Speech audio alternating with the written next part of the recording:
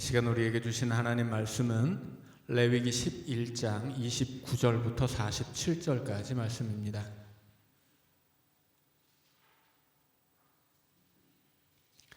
레위기 11장 29절부터 47절까지 우리 한 절씩 교독하겠습니다.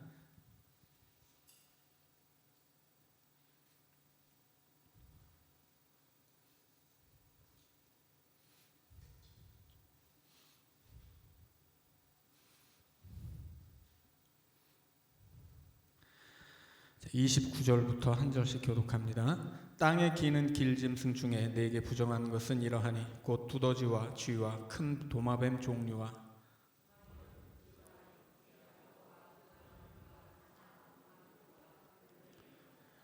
모든 기는 것 중 이것들은 내게 부정하니 그 주검을 만지는 모든 자는 저녁까지 부정할 것이며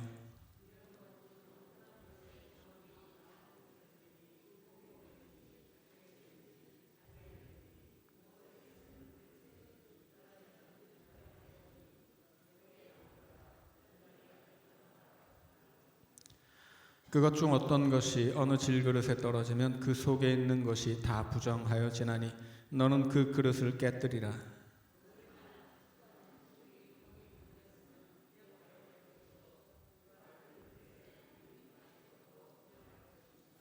이런 것의 주검이 물건 위에 떨어지면 그것이 모두 부정하여 지리니 화덕이든지 화로이든지 깨뜨려 버리라.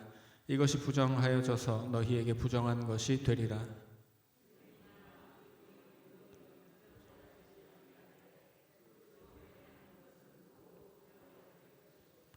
이것들의 주검이 심을 종자에 떨어지면 그것이 정하거니와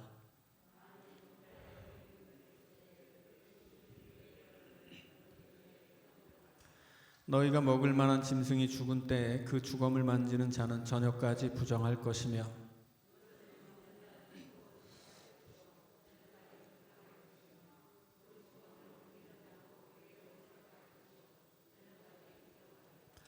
땅에 기어다니는 모든 길짐승은 가증한즉 먹지 못할지니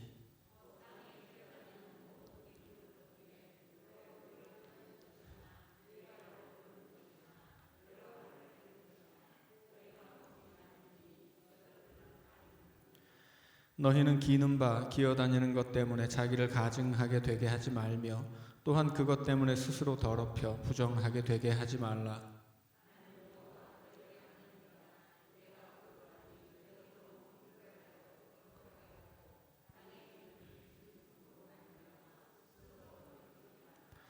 나는 너희의 하나님이 되려고 너희를 애굽 땅에서 인도하여 낸 여호와라. 내가 거룩하니 너희도 거룩할지어다.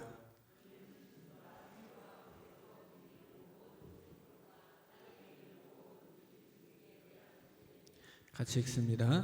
부정하고 정한 것과 먹을 생물과 먹지 못할 생물을 분별할 것이니라. 아멘. 오늘 말씀에서 이제 가장 중요한 이야기는 44절부터 있죠. 내가 거룩하니 너희도 거룩하라 하는 말씀입니다. 자, 하나님이 지금 여기서 부정한 짐승 가르쳐 주시고 가증한 짐승 가르쳐 주시고 이런 것들은 먹지 말아라. 뭐 이런 시체에 가까이 하지 말아라. 이렇게 이야기하시는 이유가 무엇이냐면 거룩하게 하기 위해서입니다.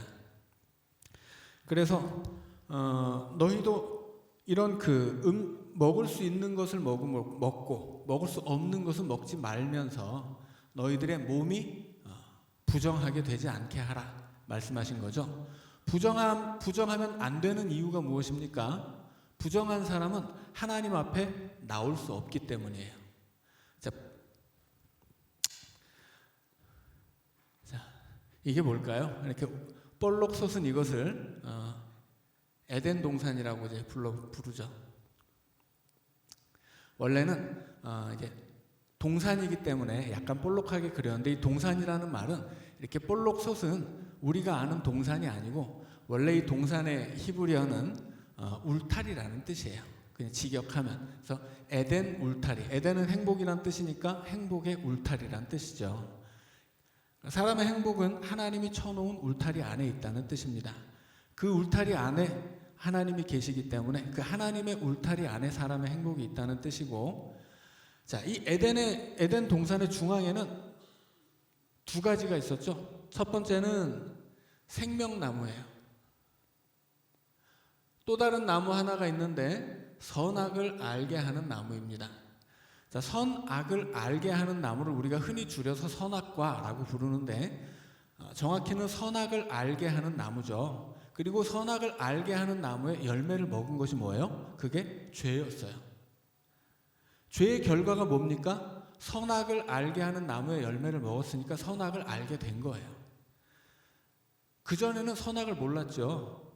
그 전에는 선과 악은 하나님의 기준밖에 없었습니다. 하나님이 선하다 하면 선한 것이고 하나님이 악하다 하면 악한 거예요. 그런데 이 선악과를 먹음으로써 어떻게 된 거예요? 사람도 선악의 기준을 가지게 되는데 하나님이 선하다고 하는 것을 악하게 생각합니다. 하나님이 악하다고 생각하는 것을 사람은 선하다고 생각하는 거예요. 그래서 뱀의 유혹을 받고 이 먹지 말라고 하는 열매를 봤더니 어떻게 보여요? 먹음직도 하고 보암직도 하고 지혜로울 만큼 탐스러워 보였다. 그렇게 이야기합니다. 하나님이 이거 먹으면 반드시 죽는다. 이것은 악한 것이에요. 그러니까 그렇게 말씀하셨는데 사람의 눈에 어떻게 보입니까? 선하게 보이는 거예요. 하나님은 악하다고 말씀하시는 걸 사람들은 선하게 보는 것. 그것이 뭐예요? 그게 죄죠. 결국은 이 선악을 알게 하는 나무의 열매를 먹음으로써 사람은 하나님의 명령에 그 말씀에 거역하게 됩니다. 하나님의 말씀에 거역한다는 것은 곧 하나님께 거역한다는 것이고 그 결과가 뭐예요? 에덴의 울타리에서 여기가 이제 이 울타리는 이 울타리 밖으로 쫓겨납니다. 자, 그때 이미 선악을 알게 하는 나무의 열매를 먹었고 에덴의 동쪽으로 쫓겨가는 그 사람들의 뒤에 남은 건 뭐예요? 이 뒤에 남은 건 두 가지죠. 첫째는 하나님이죠. 하나님을 등지고 떠난 거예요. 그 다음에 남은 건 뭡니까? 생명나무예요. 생명나무. 그래서 에덴의 동쪽으로 쫓겨나는 사람들이 쫓겨날 때 하나님이 저 사람들이 들어오지 못하도록 막자라고 말씀을 하세요. 그래서 왜 막습니까? 그것을 생명나무를 먹고 영원히 살지 못하게 하자라고 하는 거예요. 그래서 태초에 에덴 동산에서 사람이 죄 짓고 쫓겨나면서 이제 죽을 수밖에 없는 존재가 되었다. 그런 얘기를 하는 거죠. 그래서 사람은 하나님을 떠남으로써 생명나무를 하나님을 등지는 것과 동시에 그것은 생명을 등지는 일이 되는 거예요. 그래서 하나님을 떠나는 일은 생명을 버리는 일이 되는 것이고 죽음을 향해 나아가는 길이 되는 것입니다. 그리고 이제 성경책 마지막으로 가면 요한계시록에서 예수님 말씀하시죠. 이기는 자들에게 생명나무의 열매를 주리라. 이제 태초에 그렇게 죽음에 버려진 사람들, 죄 때문에 죽음에 버려진 사람들에게 이제 예수 그리스도를 통해서 생명나무의 열매가 주어진다는 이야기로 이제 성경책 이야기가 끝나는 것입니다. 자, 그런데 이제 그것은 뭐 나중 일, 예수님 얘기는 뭐 한참 나중 일이고 이제 여기서 중요한 건 뭐냐면 여기 하나님과 생명이 죄 짓고 쫓겨나는 사람 뒤에 남겨졌다라고 하는 거예요.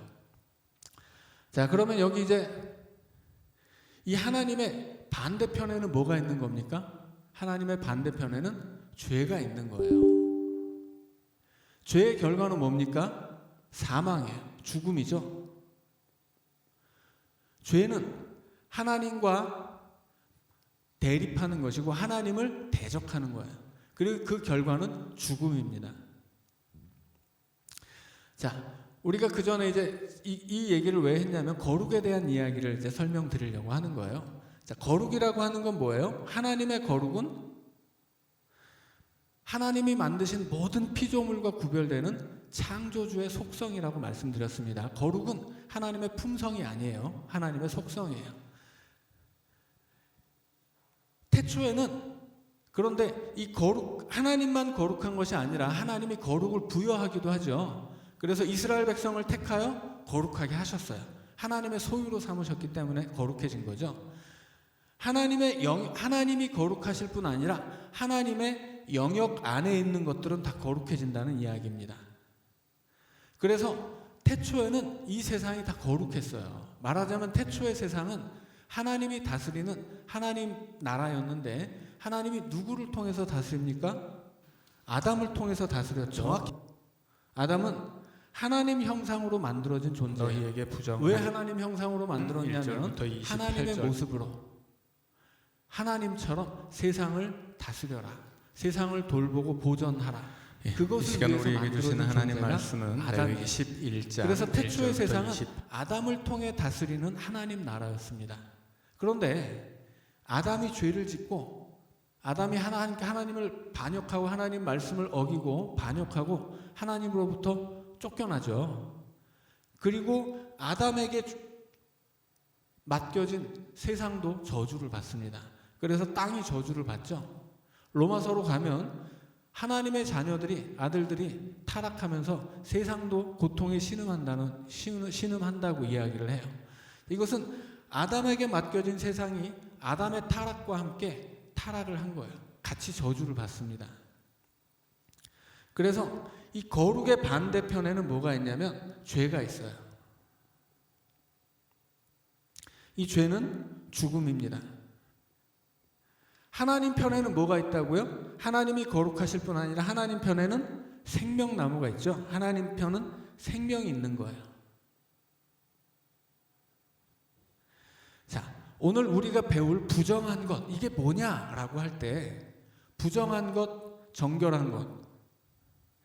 부정한 것은 죄로부터 나오는 겁니다. 부정한 것 자체가 죄는 아니에요.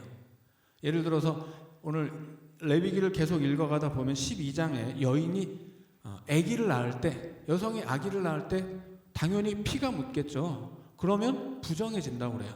아니, 아기를 낳는 게 죄예요? 아니에요. 아기를 낳는 게 무슨 더러운 일입니까? 전혀 아니죠. 아기를 낳는 것은 고상하고 고귀하고 아주 대단한 일이에요.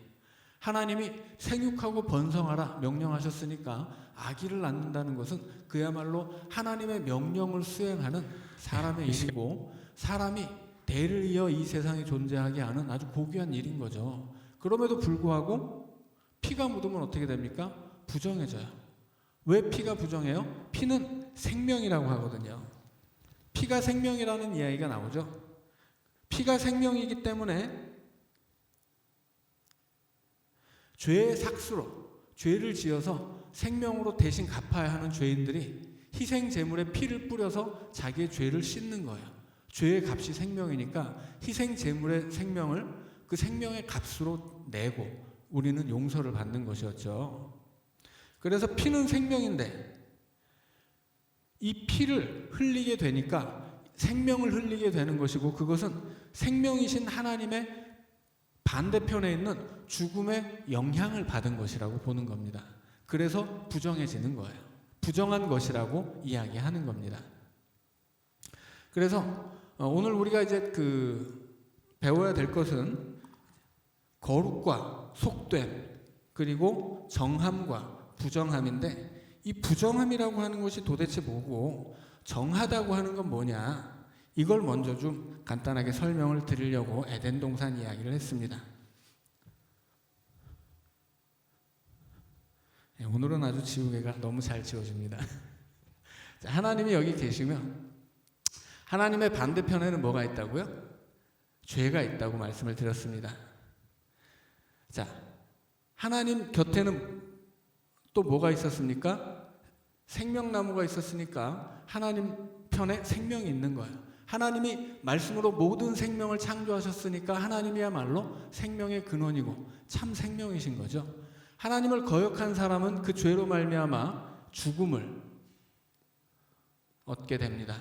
그래서 이 중간에 사람이 있는 거예요. 사람은 하나님께 나아갈 수도 있지만 하나님을 등지고 죄를 향해 나아갈 수도 있어요. 그런데 이 죄의 영향을 받은 것이 뭐라고요? 부정함이에요. 부정한 것. 죄를 닮은 것, 혹은 죄의 영향을 받은 것, 혹은 죄로부터 나온 것, 이런 것들이 다 부정이에요.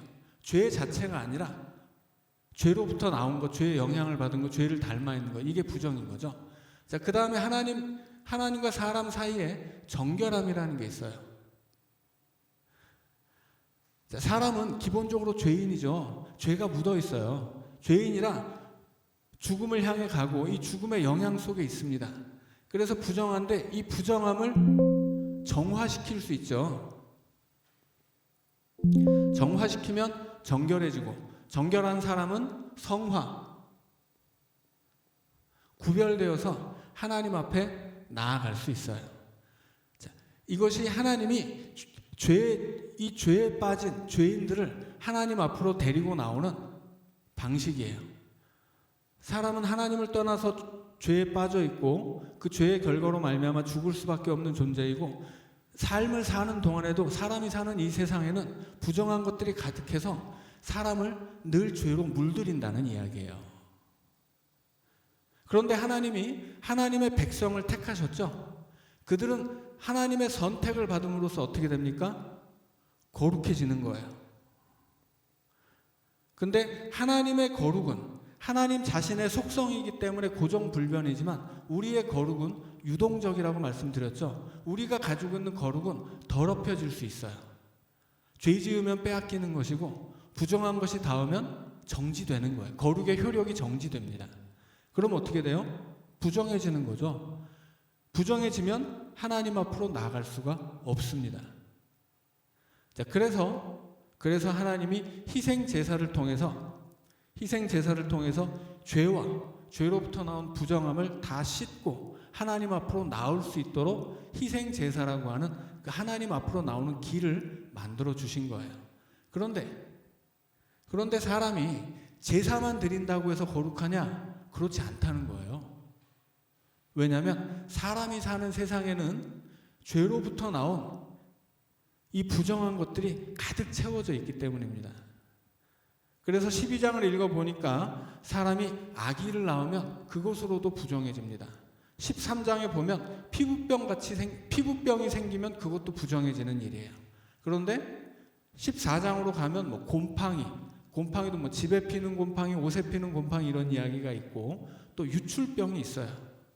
사람의 몸에서 체액이 나올 때, 혹은 피가 나올 때, 염증이 나올 때, 그 모든 것들은 다 부정한 것이 돼요. 무슨 얘기냐면, 사람이 제사 한 번 드린다고 그 모든 부정한 것, 죄를 씻고 깨끗해질 수는 없다 하는 이야기입니다. 그래서 이 모든 부정한 것들로부터 자기를 지키는 방법들, 이것을 가르쳐 주시고, 그리고 이러한 부정함 속에서 자기를 지켜서 정결하게 하는 훈련을 통해서 하나님의 백성으로서 부여받은 이 거룩한 신분을 유지하는 훈련으로 삼도록 하시는 거예요. 그래서 수많은 먹을 것들 중에서도 먹을 수 있는 게 없고 먹을 수 없는 게 있다라고 딱 구별해서 알려주시죠.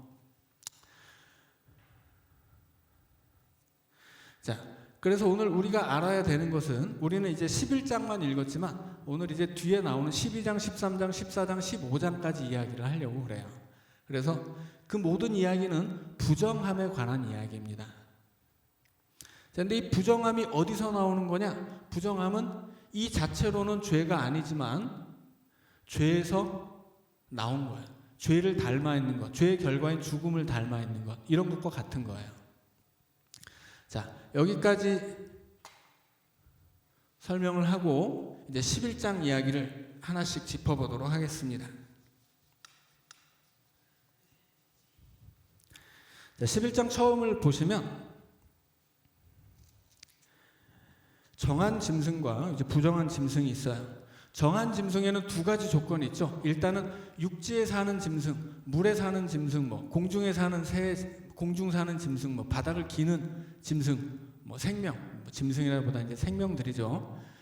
자, 여러 가지 종류가 나오는데 제일 먼저 나오는 것은 육지에 사는 짐승인데, 그 중에 정한 것 두 가지가 있습니다. 자, 하나는 뭐냐면 굽이 갈라진 쪽발이에요.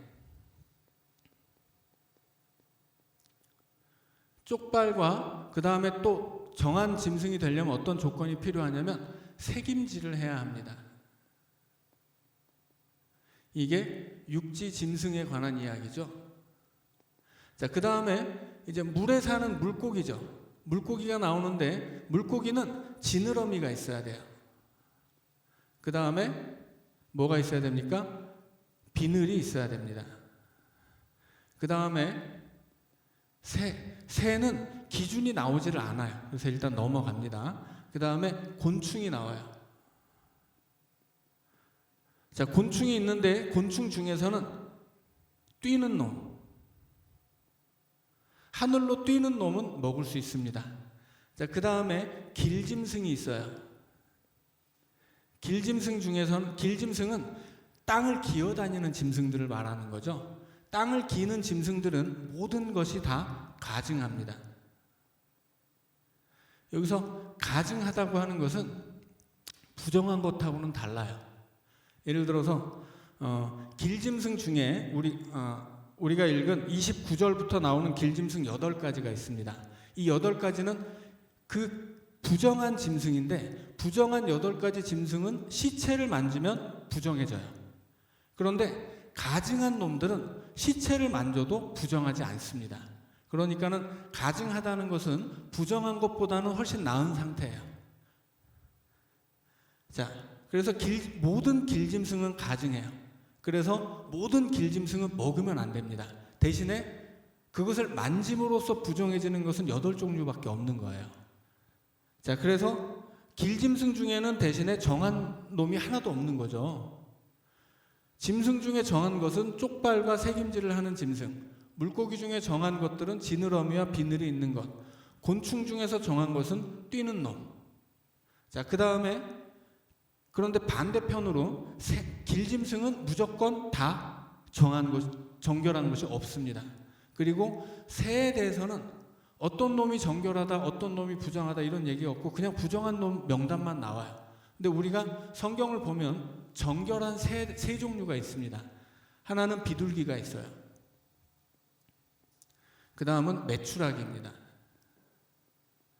그 다음은 참새예요. 그 이외에도 몇 종류 있는데 성경에 나온 것은 3종류예요. 자, 비둘기는 하나님 앞에 제물로 바칠 수 있을 정도니까 아주 대단히 거룩한 새죠. 대단히 정결한 새예요. 메추라기도 이스라엘 백성들이 출애굽 이후에 사막을 살 때 먹으라고 주셨으니까 메추라기도 먹을 수 있는 게 확실하죠. 신약으로 오면 예수님이 참새 2마리가 한 아사리온에 팔린다 말씀하시죠. 참새는 이스라엘 백성들이 사서 먹었던 새라는 이야기예요. 그래서 정결한 성경에 보면 정결한 새는 우리가 잘 아는 3종류가 있는데 비둘기, 메추라기, 참새예요.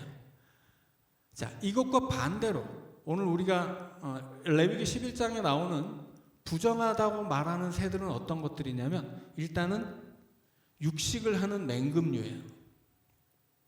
육식을 하는 맹금류이고, 두 번째는 물에 사는 생물을 먹는 것들이에요. 그리고 세 번째로는 박쥐처럼 이건 어중간한 것들, 새도 아니고 짐승도 아닌 것들은 부정합니다.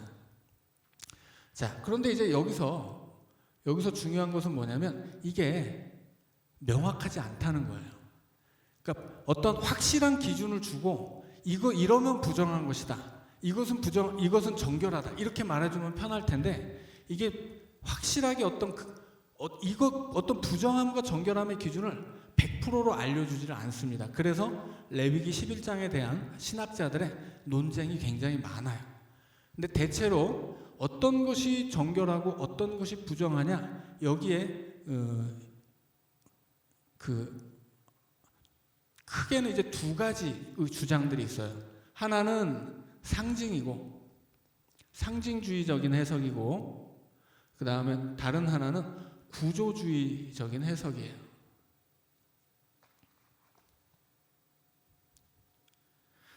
구조주의적인 해석은 이제 최근에 새롭게 이제 구약학자들이 많이 눈길을 주고 있는 분야인데, 그럼에도 불구하고 좀 둘 다 사실은 근거가 100%는 아니에요. 근데 상징주의는 우리가 이제 가장 전통적인 해석입니다. 이것은 가장 전통적인 해석일 수 있는 이유는 구약을 목숨처럼 아는 유대교에서 상징주의적으로 해석하기 때문이에요. 그래서 기독교에서도 그 해석을 받아서 이 상징주의적인 해석은 어떤 거냐면 쪽발과 새김질 혹은 지느러미와 비닐, 이런 뛰는 놈, 이런 것들이 이 생물들의 모습이 하나의 상징이다라고 하는 해석이에요. 자, 그래서 쪽발이라고 하는 건 뭐냐면 이렇게 발이 갈라진 거죠. 굽이 갈라진 거에 쪽발이에요. 굽이 갈라진 것을 거룩한 것과 속된 것을 구별하는 모습이다. 이렇게 해석하는 거예요. 상징주의는. 새김질은 먹을 것을 먹고 계속 되새기는 거죠. 하나님의 말씀도 성경 안에서 늘 양식으로 비유되기 때문에 하나님의 백성이 하나님의 말씀을 늘 되새겨야 하는 것처럼 양식을 먹고 되새기는 것들은 그 모습이 마치 하나님의 말씀을 먹고 되새겨야 하는 그 거룩한 모습과 닮아 있다. 그래서 이것이 거룩한 모습을 상징하는 것이다 라고 해석하는 것이 상징주의적인 해석입니다. 이것이 전통적으로 유대교에서 이 정결한 것을 정결함의 기준으로 삼는 이제 해석이에요. 지느러미 같은 것도 마찬가지죠. 지느러미는 물 속에서 물고기가 움직일 때 지느러미를 움직여서 움직이거든요. 그래서 세상이 물처럼 흘러가는데 이 세상을 거스르려면 지느러미가 있어야 된다고 하는 거예요. 그래서 지느러미가 없는 것은 물에 떠내려가는 것이고 물을 거스르려면 지느러미가 있어야 돼요. 자, 그런 의미에서 지느러미가 있는 것은 거룩을 향해 간다. 거룩을 닮아 있다. 스스로 자기를 세상에 휩쓸려 가지 않도록 자기를 구별하는 것이 지느러미다라고 보는 거예요. 비닐 같은 경우도 마찬가지죠. 물고기에게 물은 뭐예요? 자기가 사는 세상이에요. 그런데 나 자신과 내가 사는 세상을 비늘로 한 겹의 막으로서 분리해내는 거죠. 구분하는 거예요. 세상과 그대로 맞닿아 있지 않고 이 비닐로서 차단하는 거예요. 그래서 그것이 마치 이 세상에 살지만 세상과 구별되는 모습이 아니냐. 그래서 이것을 거룩과 닮은 모습이다라고 이것이 하나의 거룩의 상징처럼 그렇게 여겨서 그렇게 거룩을 닮았다라고 해석하는 것이 상징주의적인 해석입니다. 뛰는 놈도 마찬가지죠. 기는 놈들은 여튼 다 부정한 거예요. 왜? 길짐승이 다 부정하죠. 왜 부정합니까? 땅바닥에 몸을 붙이고 살기 때문이에요. 하나님께 드리는 제사를 뭐라고 합니까? 올라라고 부른다고 말씀드렸죠. 히브리어 올라는 우리나라 말 올라랑 똑같아요. 올라간다는 거예요. 하나님의 백성들은 하나님을 향해 올라가야 돼요. 그리고 그것이 바로 하나님이 명령하신 희생제사이고 그 희생제사야말로 하나님 앞에 나아갈 수 있는 유일한 길이에요. 그러니까 하나님의 백성들은 위로 하나님을 향해 위로 올라가야 되는 거예요. 땅바닥에 붙어 있으면 어떻게 됩니까? 그것은 부정한 것이 됩니다. 그래서 요나서 같은 경우를 보면 요나가 계속 하나님을 피해서 도망갈 때는 계속 야라드라고 하는 말이 있어요. 히브리어로. 내려간다는 거예요. 심지어는 이제 여기가 바다라고 하면 여기 배가 있잖아요. 그럼 배를 타려면 올라가야 되잖아요. 그런데 요나서는 배를 타러 내려갔다 이렇게 표현해요. 이것은 위치를 말하는 것이 아니라 하나님으로부터 떠남으로써 하나님을 떠나고 등지고 도망치는 순간 사람은 계속 내려간다는 거예요. 어디까지 내려갑니까? 요나가 결국은 음부까지 내려가죠. 니느웨로 가라고 했더니 냅다 도망쳐서 하나님을 등지고 가는데 내려가다가 어디까지 가냐면 음부까지 내려가요. 하나님을 등지고 가는 곳은 결국은 그 사망의 골짜기라는 이야기를 보여주고 있는 겁니다. 그래서 내려간다고 하는 것, 그것은 올라가는 것의 반대이고 곤충 중에서 땅바닥을 기어다니는 곤충이라도 어떻게든 뛰어서 하나님을 향하는 것은 정결한 놈들이에요. 나머지는 다 가증하거나 부정한 놈들입니다. 이게 가장 그 전통적인 해석 방법이에요. 그리고 최근 들어서 나온 구조주의적인 해석 방법은 이것을 어떤 창조의 질서를 가지고 설명을 하는데 제가 아까 에덴 동산에서 생명과 죽음에 관한 이야기를 한 것이 이 구조주의적인 해석 때문이에요. 자, 구조주의적인 해석에서는 생명을 닮아 있는 것, 자, 생명 중에서도 온전한 놈, 정상적인 놈, 뭐 이런 것들은 다 정결한 것으로 보고 죽음을 닮아 있는 것, 그래서 온전치 못하고 정상적이지 않은 것들은 다 부정하다, 이렇게 이야기를 합니다. 그런데 두 가지를 적당히 섞으면 대충 답이 돼요. 그래서 일단은 여기 이렇게 짐승 중에서 거룩을 닮아 있는 것들, 이것들은 정결한 거예요. 그리고 죄를 닮아 있는 놈들, 땅바닥에 붙어 다니는 것들, 혹은 시체를 파먹는 것들, 혹은 뭐 세상과 나를 구별하지 않는 것들, 이런 것들은 다 부정한 것들입니다. 결국은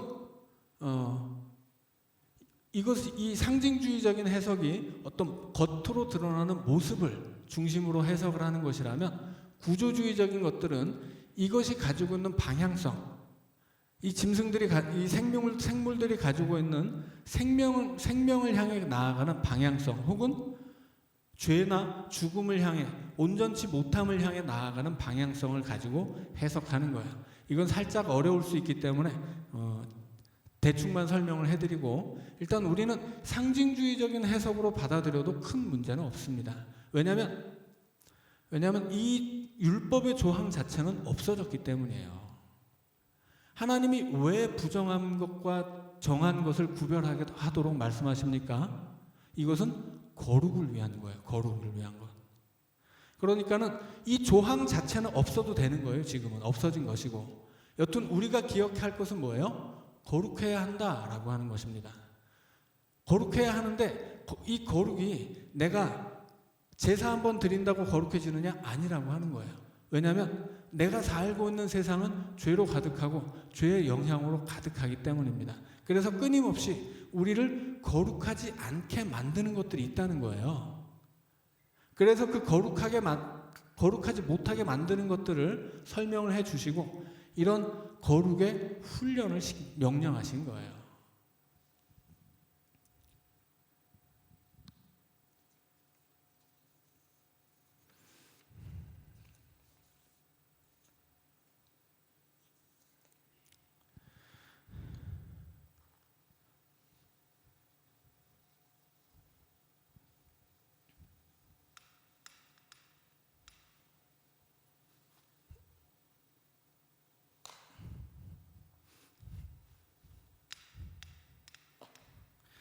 자, 예수님 시대로 오면 바리새파들이 율법의 수호자로서 이 율법을 지키고 가장 열심히 실천하는 사람들인데, 바리새파가 모든 율법을 다 지키려고 하지는 않습니다.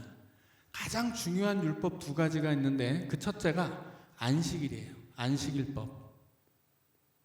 그 두 번째가 정결법입니다. 이 안식일을 지킨다는 것은 이것 자체가 하나님의 백성이라고 하는 증거라고 구약에서 수십 번을 이야기합니다. 정결법 같은 경우는 이 음식법을 포함해서 밥 먹기 전에 손을 씻고 발을 씻고 이런 것들인데, 정결법의 중요한 내용은 먹을 것과 먹지 않을 것을 구별하는 거예요. 자, 이스라엘 백성들이 스스로 어떻게 생각했냐면, 우리는 세상에 먹을 것이 많지만 아무거나 먹지 않는다, 이렇게 생각을 하는 거예요. 우리는 하나님이 먹으라고 한 것만 먹는다. 그것이 비록 이렇게 찢어지게 가난한 생활 속에서 정말 산에 가서 부정한 짐승 먹자고 하면 우리 배부르게 먹을 수 있더라도 우리는 그거 안 먹는다. 왜? 우리는 하나님의 백성이니까. 그래서 자신의 정결함을 지키기 위한 방법으로, 그 정결함을 가지고 하나님 앞에 나아가서 거룩한 백성으로 살기 위한 방법으로 정결법을 지키는 거예요. 그리고 애초에 하나님이 이스라엘 백성에게 이 정결에 관한 법을 주신 이유가 바로 그것입니다. 이것은 거룩을 위한 거예요. 거룩이라고 하는 것은 말씀드린 것처럼 하나님의 거룩은 속성이지만 우리의 거룩은 지위입니다. 혹은 신분이에요. 그래서 우리는 거룩한 백성이에요. 거룩한 하나님의 자녀이기도 하죠. 그런데 우리가 살아가는 세상은 어떻습니까? 죄로 가득해요. 그래서 우리는 쉽게 그 죄로부터 영향을 받고 부정해지기도 하고, 그 죄를 지음으로써 속된 것이 되기도 하고, 거룩의 반대편에는 속된 것이 있죠. 속된 것 중에는 정결한 것과 부정한 것이 있습니다. 그리고 이 모든 거룩의 반대편에 있는 것은 결국 어디에서 나온 거예요? 다 죄에서 나온 거예요. 자, 그래서 결국은 이 모든 정결에 관한 법이 강조하는 것, 그것은 뭐냐? 죄 짓지 말아라 하는 것입니다. 그리고 죄의 영향을 끊어내야 된다라고 하는 거예요. 그래서 하나님 앞에 나를, 죄 짓고 부정해진 나를, 그래서 거룩하지 않고 속된 세계에 있는 나를 정결하게 하고 하나님 앞에 나아가서 거룩한 백성으로 하나님이 나에게 부여해 주신 거룩한 신분을 유지하는 것, 그것을 위한 훈련의 방법이 바로 정결법이에요. 그래서 그것을 위해서 하나님이 이 세상에 있는 것들 중에 거룩한 것 몇 가지를 정해놓고 너희들은 이것은 먹어도 돼. 대신에 다른 것은 아무리 배가 고파도 먹지 마. 이렇게 말씀을 하시고 그 정결을 훈련하게 하신 것입니다. 그럼에도 불구하고 그 뒤로 나가면, 그 뒤로 계속 이야기를 읽어가다 보면 12장으로 가면 아이를 낳은 여인에 대한 규례가 있어요. 아이를 낳으면 부정해져요. 13장으로 가면 피부에 나병 같은 것이 생깁니다. 나병이 생기면 부정해져요.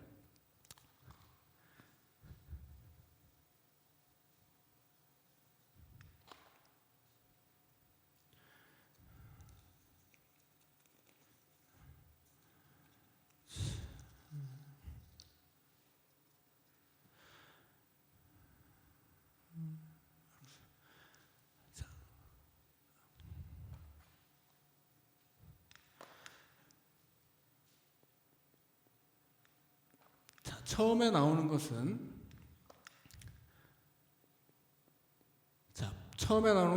부정한 생물이었죠. 그 다음에 나오는 것은 피에 관한 이야기예요. 출산.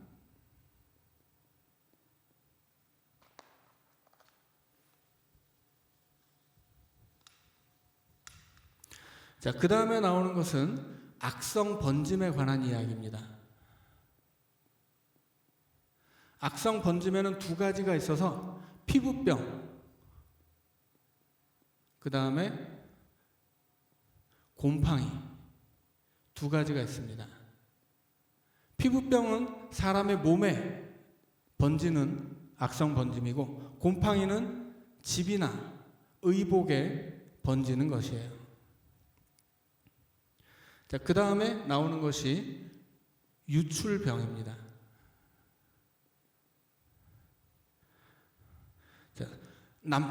여자가 월경을 하는 것이든 아니면 어떤 그 피를 흘리는 것이든 아니면 체기를 흘리는 것이든 남녀를 불문하고 몸에서 무언가를 흘리는 것은 다 부정한 거예요. 유출되는 것은. 자, 보면 생물은 먹는 거죠. 안 먹으면 됩니다. 안 먹으면 돼요. 이것은 안 먹으면 나의 정결함을 지킬 수 있어요. 그런데 안 먹는다고 내가 깨끗할 수 있느냐? 그렇지 않아요. 왜냐하면 피가 묻으면 부정해지거든요. 사람이 이 시대에 출산을 하는 것은 너무나 당연한 일입니다. 사람은 대를 이어가는 것이 이 시대 가장 중요한 인간의 사명으로 여겨졌기 때문에 출산하는 것은 너무나 당연하고 이것은 숭고한 일인데도 불구하고 출산을 하는 순간 사람은 부정해져요. 그러니까 사람에게 이 부정함이 피할 수 없다는 이야기를 하고 있는 거예요. 자, 내가 아기를 안 낳을 수는 있겠죠. 그럼 내가 정결해집니까? 아니죠. 세상을 살다 보면 내가 원하지 않아도 악성 번짐이 나를 덮쳐와요.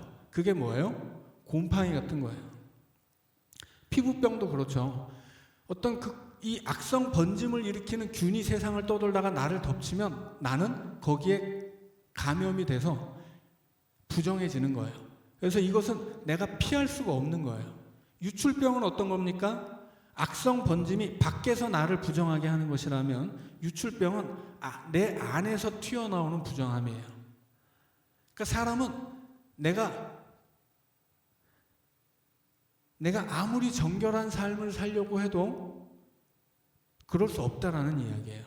나 자신이 내 안에서 부정함이 솟아나오고 내 밖에서 부정함이 나를 덮치고 그리고 살다 보면 부정해지는 일을 피할 수가 없어요.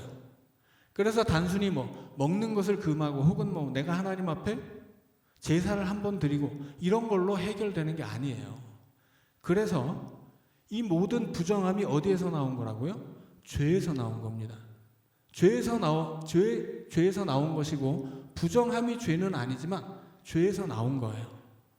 그리고 이 부정함은 나를 죄로 이끌어가는 겁니다. 그러니까 여기서 나오는 부정함들은 위생적으로 더럽다거나 도덕적으로 부도덕하다거나 이런 게 절대로 아니에요. 그냥 신앙적인 이야기예요. 그래서 이 모든 부정함들이 우리를 부정하게 하고 하나님으로부터 나를 끊어내는 것들이에요. 그래서 이제 새로운 것이 필요해요. 그게 뭐냐면 이 모든 죄와 부정함을 씻어내는 속죄입니다. 그래서 레위기의 이야기는 대속죄일로 이어지는 거예요. 우리가 10장에서 아론의 두 아들 나답과 아비후가 죽는 걸 봤죠. 그래서 하나님이 그 죽음 앞에서 뭐라고 말씀하시냐면 너희들은 거룩함과 속된 것, 부정한 것, 정결한 것과 부정한 것을 구별할 수 있어야 된다. 그렇게 말씀하세요. 그렇게 구별해야 되는 이유는 뭐냐면 하나님 앞에 나와서 죽지 않아야 되기 때문이에요. 하나님의 백성은 하나님 앞으로 나와야 되는데 부정하면 죽어요. 하나님 앞에 부정한 채로 나오면 죽기 때문에 그 부정함을 씻어내야 되는 거예요. 그래서 사람을 부정하게 하는 이 모든 것들을 보여주시고 너희들이 조심해도 너희들이 아무리 애를 써도 너희들은 부정해지지 않을 수가 없다라고 말씀하시는 거예요. 그래서 필요한 게 뭐예요? 그래서 대속죄일이 필요해집니다. 이 모든 사람 자신의 노력으로는 씻을 수 없는 이 모든 죄와 죄의 부정함들을 한 번에 씻어내는 게 뭐예요? 그것이 바로 속죄예요. 대속죄일. 그래서 레위기의 이야기는 대속죄일로 이어지고 이 대속죄일이 왜 필요한가? 이 속죄일에 무엇을 하는 것인가? 이것을 알려주기 위해서 부정한 것과 정결한 것을 이 12장부터 15장까지 설명을 한 것입니다. 그래서 우리가 기억해야 할 것은 이 모든 부정함과 부정하지 않은 것들에 대한 율법의 조항은 이미 없어졌어요. 그런데 하나님이 이 율법의 조항을 통해서 말씀하시고자 하는 것은 아직도 유효해요. 그게 뭐예요? 우리는 죄 가운데 살고 있다고 하는 거예요. 내가 아무리 스스로 깨끗하려고 해도 나는 깨끗할 수가 없어요. 왜냐하면 내 안에서 죄가 솟아나오기 때문이고 내가 살고 있는 세상의 죄가 나를 물들이기 때문입니다. 그래서 뭐가 필요해요? 속죄가 필요한 거예요. 그래서 하나님이 우리의 모든 죄를 한 방에 씻어주는 대속죄를 이스라엘 백성들에게 허락해 주십니다. 그리고 시간이 흐르고 흘러서 예수님 시대로 오면 예수님이 속죄의 제물로 바쳐지죠. 그래서 오늘 우리는 대속죄를 지키지 않는 거예요. 예수님이 한 번에 우리의 모든 죄를 다 용서해 버리셨기 때문입니다. 그래서 하나님이 이 구약의 율법들을 통해서 이스라엘 백성들에게 무엇을 말하시는가 이 핵심을 짚어내는 게 중요한 사항입니다. 그래서 이 모든 부정한 것들 이게 왜 부정하냐 어떻게 부정하냐 이 원리 자체는 100% 정확하진 않아요. 그런데 분명하고 확실하고 우리가 알 수 있는 건 뭐예요? 우리 스스로는 거룩할 수 없다. 하나님이 우리를 거룩하게 하셨어도 우리 스스로 그 거룩을 지켜낼 수 없다라고 하는 거예요. 그래서 우리의 거룩을 뺏어가고 그 거룩을 부정으로 물들이는 그 모든 것으로부터 우리를 지키는 날, 그날이 대속죄일이고 이제 레위기의 이야기는 레위기에서 가장 핵심이라고 제가 설명을 드렸던 대속죄일로 이제 넘어가는 겁니다. 이제 다음 시간에는 대속죄일에 관한 이야기를 나누도록 하겠습니다. 자, 우리 기도하고 마치죠. 사랑의 하나님, 우리를 하나님의 자녀로 삼으시고 거룩하게 구별하셨지만 우리는 세상에 물들어서 죄에 물들어서 또 욕심에 물들어서 그렇게 그 거룩함을 잃어버리고 살지 않았는지 돌이켜보게 하여 주시옵소서. 주님, 우리의 거룩함을 유지할 수 있도록 이 세상의 죄된 것들로부터 우리 자신을 구별하게 하시고 우리 스스로 하나님 앞에 산 제물로 드려져서 하나님이 기뻐하시는 거룩한 백성으로 거룩한 삶을 살게 하여 주옵소서. 하나님의 말씀을 배워갈수록 우리 마음속에 그 거룩함이 살아나게 하시고 거룩함을 유지하고 지켜낼 수 있는 믿음의 힘을 얻을 수 있도록 주님 우리에게 말씀의 은혜와 능력을 허락하여 주시옵소서. 우리 구주 예수님 이름으로